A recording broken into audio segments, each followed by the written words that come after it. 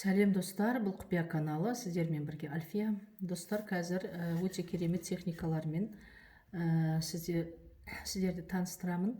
Бұл техника кімдерге жасауға болады? Бұл техниканы үйдің бақыты үшін, үйдегі адамдардың бақыты үшін, үйге береке кіру үшін, үйде ауызбіршілік болу үшін, үйге бақыт, береке, байлық шақыру үшін және үйді аластау үшін арналған техника. Оған әдеттегідей бізге осындай свеча керек, восковая свеча. Воск деген бұл араның жаңағы несінен жасалған свеча. Осындай жұмсақ болады. Свеча енді қыздар таба алмаймыз дейді. Свеча өте көп. Инстаграмға жазсаңыз свечалар тұрады. Осындай 3 свеча керек сіздерге. 3 свечаны аламыз да 3 свечаны между собой осылай бейтіп, жұмсақ қой бұл. Өстіп мен енді қатты кручивать етпеймін, себебі мына свеча біреудің свечалары. Мен сізге пример үшін көрсетіп отырмын. Осыны қатты осылай бетіп илейсіңіз, иленеді, міне жақсы иленеді. Осылай 3 рет свечаны трескать етуге болмайды. Егер де мынандай жарық пайда болса, онда басқа свеча аласыңыз. Осындай илеп, үшеуін біріктіріп, свечаны мысалы бекітіп қойдық делік. Қазір мен не қойған жоқпын, мысалға бекітіп қойды делік. Свечаны сізге көрініп тұр ма достар? Свечаны осындай күйінде, илеген күйінде үшеуін біріктіріп, осындай өрген сияқты бекітеміз, мынандай подсвечникке немесе крышкаға. Сосын оны спичкамен жағамыз. Міндетті түрде спичкамен, природный материал болу керек, ал зажигалка жарамайды. Свечаны жағамыз, жаққаннан кейін ана дұғаны 7 рет оқимыз. Дұғада атыңыз деген жерге өз атыңызды айтасыңыз, немесе үйіңізде тұратын адамдардың барлығының атын үлкеннен бастап кішкентайына дейін айтып шығасыңыз. 7 рет оқисыңыз. Оқып болғаннан кейін свечаны сол қолыңызға аласыңыз да, сол қолыңызға аласыңыз, үйді сол қолыңызға алып, үйді 3 рет айналасыңыз. Сағат тіліменен 3 рет үйді айналасыңыз.